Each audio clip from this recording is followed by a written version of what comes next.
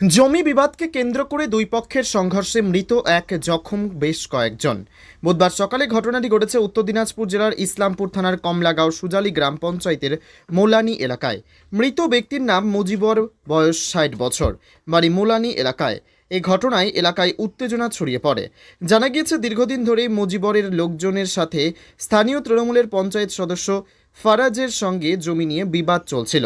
অভিযোগ, বুধবার ফারাজ ও তার লোকজন জমিতে চাষ করতে গেলে মুজিবরের লোকজন বাধা দিলে দুপক্ষের মধ্যে লাঠিসোঁটা নিয়ে ব্যাপক সংঘর্ষ বাধে।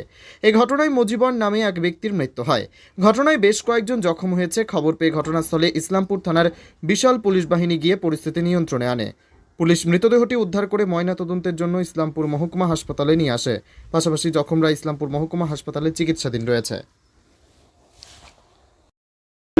আমি সুজালি পঞ্চায়েতের ভাইস প্রেসিডেন্ট।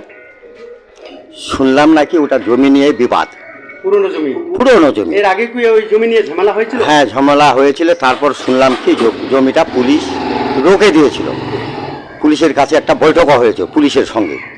তো বৈঠকটা হওয়ার পর আজকে নাকি ফারাজ মেম্বার ওর ভাইদেরকে নিয়ে ওখানে হাল চালাচ্ছিল।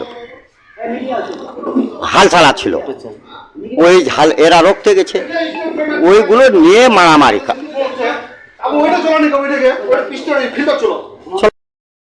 ওইখানে মারামারি হয়ে আবার